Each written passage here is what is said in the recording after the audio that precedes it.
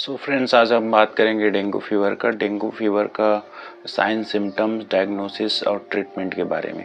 Dengue एक type का viral infection है जो इन्फेक्टेड मॉस्किटो के मच्छर के काटने के कारण होता है।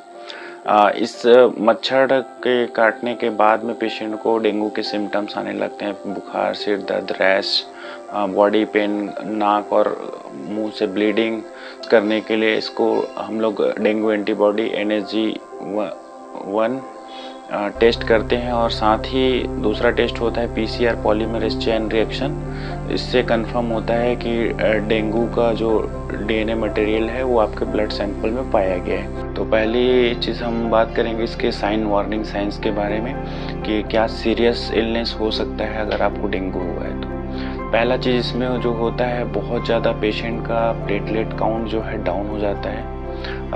नॉर्मल जो रेंज होना चाहिए 1.5 लाख से 4.5 लाख, वो 1.5 लाख से नीचे 50,000, 40,000, 20,000, 30,000 हो जाता है। उससे क्या होता है, बहुत ज़्यादा आपको चांसेस होता है म्यूकोसल ब्लीडिंग का।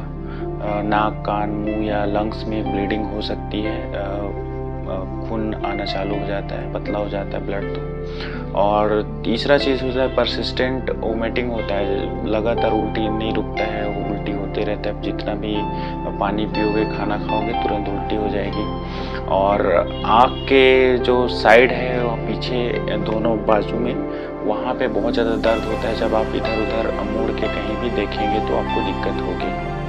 और उसके बाद जो मेजर होता है वो होता है हेडेक और कमजोरी, जो कि आपको चक्कर भी आ सकता है, चक्कर खा के गिर भी सकते हैं। बहुत ज़्यादा कमजोरी और हाथ पैर में जकड़न और दर्द होता है। HCT काउंट जो है बढ़ जाता है। उसके बाद पेशेंट को फ्लूइड एक्यूमुलेशन भी हो जाता है, जैसे पेट में पानी भरना या एडिमा, सूजन वगैरह हाथ पैर, चेहरे में।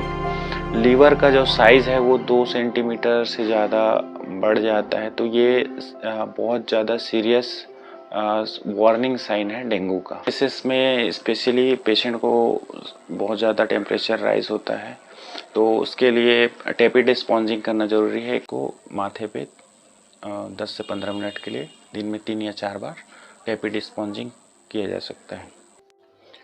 अब बात करते हैं डेंगू के ट्रीटमेंट के बारे में। तो इसके ट्रीटमेंट में मेन पार्ट होता है फ्लूइड रिप्लेसमेंट, जिसमें आपको IV फ्लूइड में आप NS या फिर RL दिन में 3 से 4 बार लगा सकते हैं, 500 ml का। इसके साथ ही पेशेंट को रेस्ट की बहुत ज़्यादा ज़रूरत होती है। फीवर आता है, हाई ग्रेड फीवर, तो उसके लिए पैरासीटामोल 500 mg दिन में 3 से 4 बार ले सकते हैं, एवरी 4 आवर के इंटरवल में।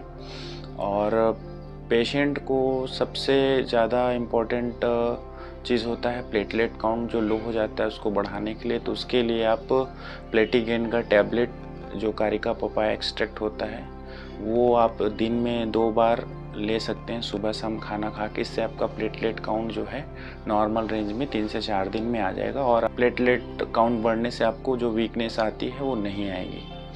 और चौथा होता है, इसमें एंटीबायोटिक की ज़रूरत नहीं पड़ती है। अगर छोटे बच्चों को डेंगू हुआ है तो उस केसेस में सेकेंडरी इन्फेक्शंस ना हो करके उसमें एंटीबायोटिक दिया जा सकता है।